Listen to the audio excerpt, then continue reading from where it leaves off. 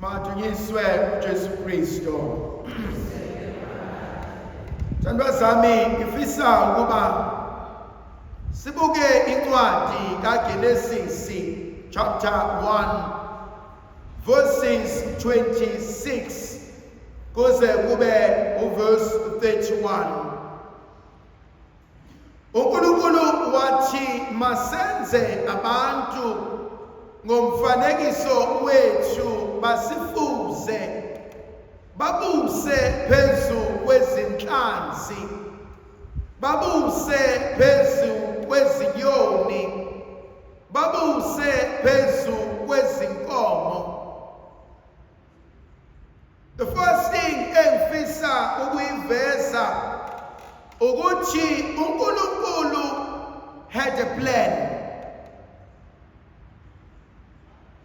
Akekho umuntu oze emhlabeni by mistake.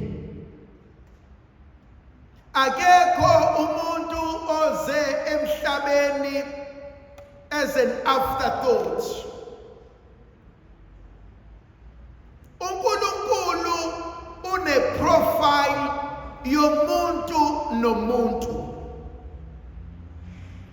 uNkulunkulu unezinto azibekile athi lezi ngizinikeza usibanibani, lezi zizokwenziwa usibanibani, lezi ziyisabelo sikasibanibani.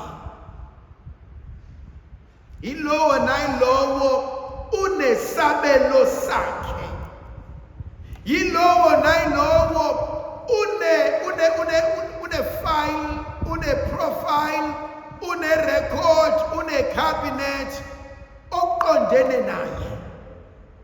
Ukuthi uNkulunkulu uma esaba izinto, lokhu kuya kusibanibani, lokhu kuya kusibanibani, lokhu kuya kusibanibani, and yonke into ayinikeza usibanibani iyisabelo sakhe. And akekho wabelwe ukuhlupheka. Akekho owabelwe ukucela, akekho owabele ukuncenga, akekho owabelwe ukukhangeza, akekho. Uyabona uma sibuka the ecosystem, impethu inendima edlalayo. intuthwane inendima edlalayo. And so uma impethu inendima, uma intuthwane inendima, how much more isidalwa somuntu? Uma uNkulunkulu ekwazi ukucrafta enze impethu, enze intuthwane, how much more mesenza wena? uNkulunkulu was never bored when he created us. Sonke we take part in the bigger picture of his creation. Ukungabi khona kwakho kukhona into eshodayo. Ubukhona bakho buphelelisa isithombe sonke sento uNkulunkulu ayifunayo. So my first argument, uNkulunkulu created us with and for a purpose. There was a purpose.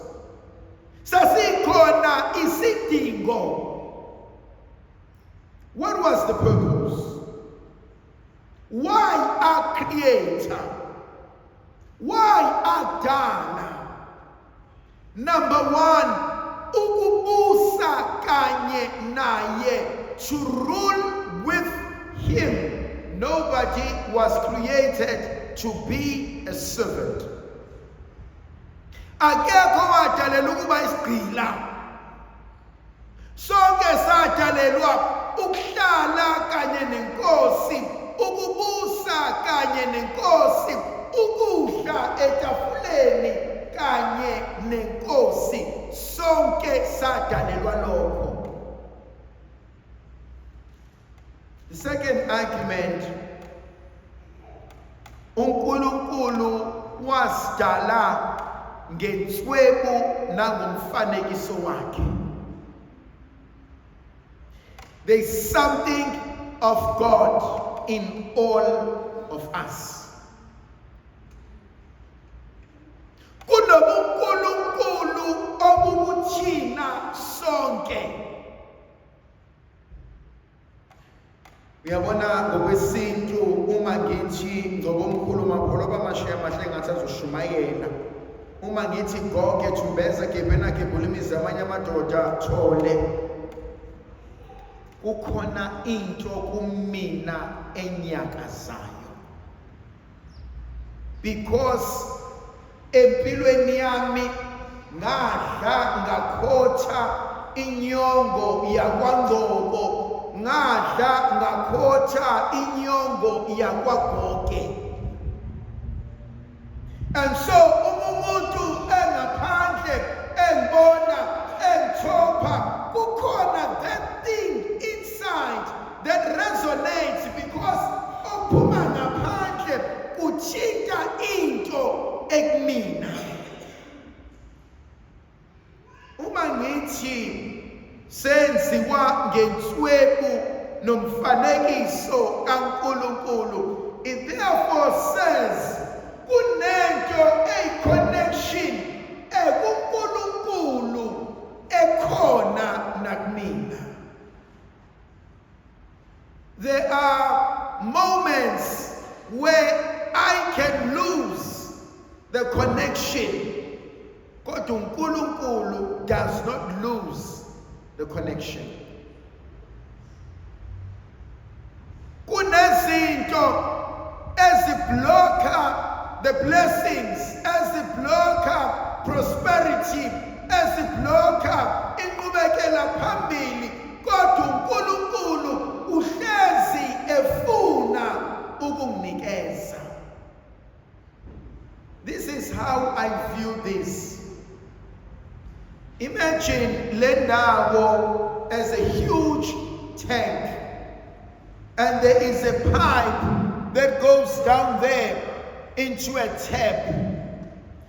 The pipe connects the tank with the tap. Kodwa inezovimba ukuba amanzi ala aphumelele i-blockage. The moment I deal with the blockage esepayipini, lamanzi azokwazi uqhubeka ayele. And so too, nangu uNkulunkulu, nangu mina nawe, the moment ibusiso ingasafiki kumina, le blockage ela has to be cleared ukuze ibusiso zilokhu zikhona. If ufaka into ufuna ukuremove the blockage from the pipe, it doesn't mean amanzi are not in the pipe. Amanzi akhona kodwa vinjiwe. The moment ususa udoti, amanzi will go. So too with ibusiso ikaNkulunkulu. Akayeke ukusibusisa. Kodwa yini lena evimbayo? Yini lena entshontshayo? Yini lena edala ukuthi angafiki amanzi where it is destined ukuthi abe khona? Yini lena evimba ukuthi ibusiso anazo ngawe zingafinyeleli kuwena? Point number 3. uNkulunkulu wasibusisa. Hlezi ngikhuluma ngaleli gama lesibusiso. Igama lesibusiso ngesiLathini lingamagama amabili, benedicere. Bene means well, dicere to speak. Benedizione. uNkulunkulu wakhuluma kamnandi ngathi. Ikhumbula umzekeliso umngani wami. Umngani wami wayinengane encane yentombazane. Uthi mina every morning, every day, every opportunity wayithatha ingane yakhe yentombazane aqabula izandla zayo, athi engathi konke okuthintayo ngayimpumelelo. Ayiqabule ukhakhayi isiphongo, athi uNkulunkulu engathi angaba nokuhlakanipha akubeka kuwena that no any other person can withstand. Aqabula umlomo, athi engathi mawukhuluma abantu bangalalela into oyishoyo.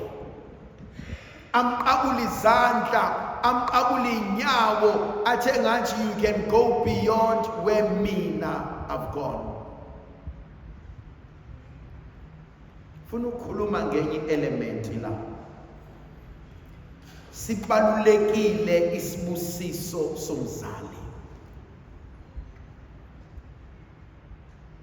Ngihlezi ngithi mina uma ungumzali uyakwazi ukubusisa abantwana bakho uze ubusise nabangakazalwa.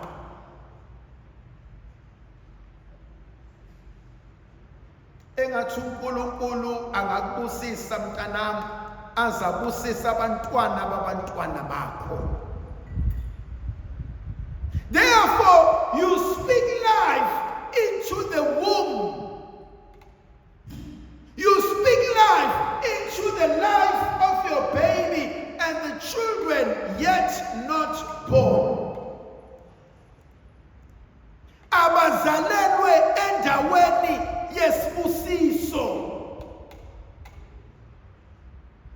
Angiphiki ukuthi akuthina sonke esine relationship enhle nabazali. Ingakho ngokwesintu ubani umzali? Inombalo olingana nobaba nomama. Yabona mina ayikho into engiyithanda njengomuntu omdala ethi ngiyabonga. Ukuyabonga goes a long way. uNkulunkulu akubusise goes a long way. waze wangijabulisa mntanami, goes a long way. Waze walunga, ngazuzana ubani, goes a long way.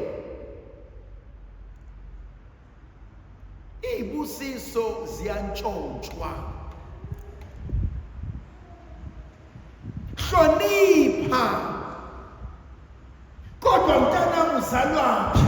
Engathi uNkulunkulu angahamba nawe, engathi uNkulunkulu angakhansela, engathi okufisayo ngasimama. That goes a long way. Wababusisa. Khona okunye engifisa ukukhuluma ngakho. Akuve kubuhlungu uma umzali ebopha inhliziyo. Umzali ahathi ngeke kulungele lutho lokho. Kuthiwa hey, noma ungampampa uyobuya uzela. Sometimes njengabazali sikhuluma kuze kweqe. Sithetha nongenasidingo. Yini umsebenzi womntwana? Ukuba ngcono than what I was. That's the only thing. Siyasithi masikhuluma nobaba uMsomi masihleka, yini umsebenzi wengane egcekeni? Uwodwa vo, ukwenzani? Ukudla, ilanga, idlala. That's all. Uma ingane ingasadli, ingasadlali, seyiyagula. Ingakho sibona ukuthi hawu lona simbekele lokudla size siyabuya ntambama kadlanga. And so ingane isibusiso sokuba ilokhu mina engingabanga ikona. Ingane zami fanele zibe ngcono kunami. Angikwazi ukukhompitha nengane yami. Ayiqhubekele phambili. Mina sengihambile nami ibanga. Angisho ukuthi ubaba uMsomi ingane yami, ungubaba kumina ungumfowethu, kodwa ukuhlala kwakhe nami akabe ngcono kunami, akangafinyeleli mina noma bengaphansi kwami, akaqhubekele phambili noma sengafa. Kubonakala ukuthi ekuhlaleni kwabo bobabili wagcine kwazile ukuba ngcono kunothisha wakhe. Impilo njalo. Ungabi nomona ngempumelelo yomntanakho. Ungabi nezibopho. Umuzwa umzali ethi oqala wafundiswa yimina, oqala uhlele emzini wami, ubufuna ngihlale kephi nendawo? Bewufuna ngifundise ubani? uNkulunkulu kunesinye isibusiso asinikeza sona, uthi be fertile.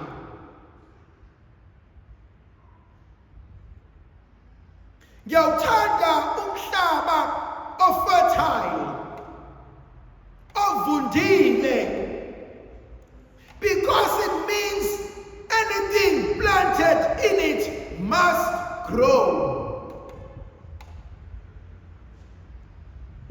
Are you planted anywhere? Ngiyamsaba umuntu ongenzelwanga imbeleko. Ngiyamsaba umuntu ontantayo. Ngiyamsaba umuntu who belongs nowhere. Ngiyamsaba umuntu ongakhulunyelwa muntu. Mase konakala ubani osondelayo. Mase sihluleka ubani osinxuselayo.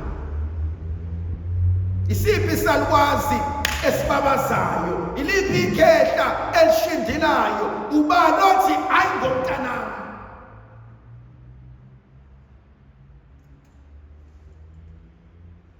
Ngifuna ukuhlala kancane kule element to grow where you are planted.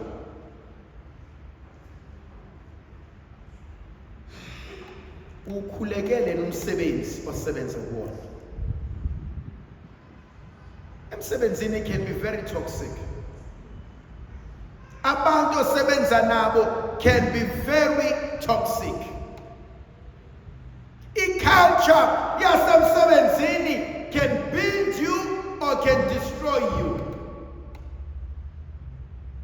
Labantu uhlala nabo close to 8 hours a day. Uyavuka ngelinye ilanga emsebenzini uhlangana ney'nkunzi iquvi la ikhulumisana. Kwenze njani?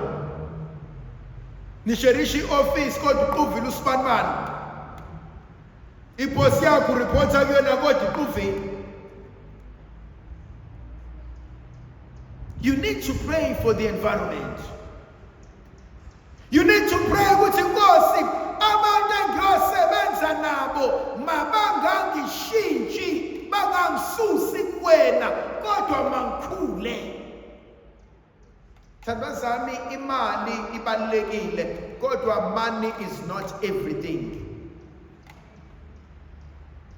Mental health is also important. Growth is also important. I always say don't chase after money, but attract it. Pray for the environment. Osebenza kuyona. Khulekela abantu osebenza nabo because ukuwa koyedwa ukuwa kwenu nonke. Ipoint enye enfisa ukuyibheka uNkulunkulu ugcwaliseni umhlaba. Fill the earth.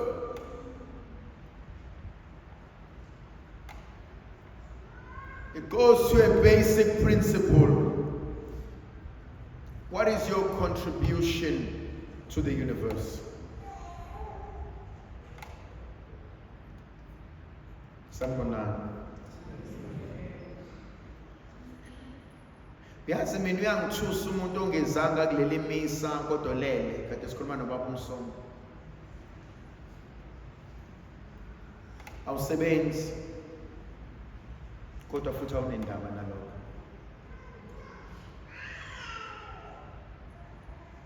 Uyangithusa mina umuntu ohleze lindela ukukhangeza. Uyangithusa umuntu owaziyo ngomhla ka-15 usibanibani uyahola, ngomhla ka-25 usibanibani uyahola, ngomhla ka-30 usibanibani uyahola, ngomhla ka-7 umhla ka-4 ikolo liyaholela, ngomhla kabani impesheni yabo. Uyangithusa umuntu owaziyo ukuthi imali yosibanibani ifika nini except eyakhe. Azakuzonda umuntu akuzondela ukuthi awumphangi imali. Eyami ngiyisebenzele.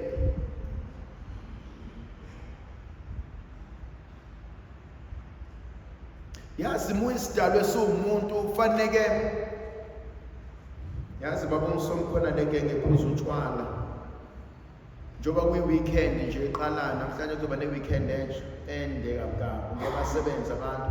So abaningi bazothatha these days off. So bazoqala ukuphuza utshwala namhlanje. Sibabiza ngamahansi labo bantu. Bahambe bephuza nabanye abantu. Worst of all makuzoba khona umsebenzi ngoba once ngabona kuba sibe ngabona imbuzi ngabona isikaphu ngabona inkomo ngizoba ingane yala omunye azangagezi. And so lo muntu uzofike aphuze la uyangithusa mina ukuthi uphuza udakwa kanjani ungasebenzi. Okwazi ukudakwa ungasebenzi. That means uphuziswa abantu. Now, if ungasebenzi kodwa umthengela utshwana, beke nginika imali to start something for a business. Awungithandi. Every weekend mina ngidakiwe. And wena ungifinansayo.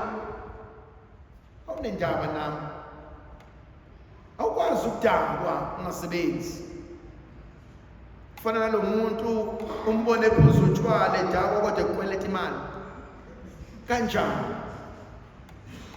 Awukwazi ukusebenza every Monday when uyoboleka imali yokugibela. That means something is wrong. Awukwazi ukusebenza when uyasebenza every weekend, you go out every weekend when uyajabula, kodwa every Monday uzocela imali kapetrol. Khona enga-add ibalance. uNkulunkulu ithandwa zami uzosibusisa, kodwa phela nengqondo fanele iqaqeke.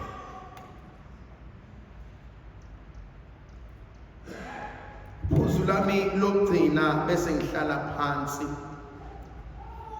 uNkulunkulu uthi ngelinye ilanga uma uElisha ehamba noEliya, ebesethi uEliya sewuyahamba, athi uElisha kuyena, ngicela ungiphe isipho sakho namandla akho. Uthi uEliya, angikwazi ukukunikeza lokho, kodwa uma kwenzeka ungibona ngihlwithwa phambi kwakho, ngizokunikeza isipho sami. Lithi izwi likaNkulunkulu, ngesikhathi uEliya ehlwithwa kwasala ingubo yakhe. Uma usala ingubo yakhe, wayithatha uElisha ingubo yakhe, esephindele emuva wahlangana nomfula akakuwele ukuba awuwele, wathatha ingubo kaEliya washaya umfula, amanzi avuleka, wakwazi ukuqhubekela phambili. Ndlovukazi yezulu ayibe nathi sibusise sivikele isikhanyiselo ngegama likaYise benendodana nomoya ogcweleyo.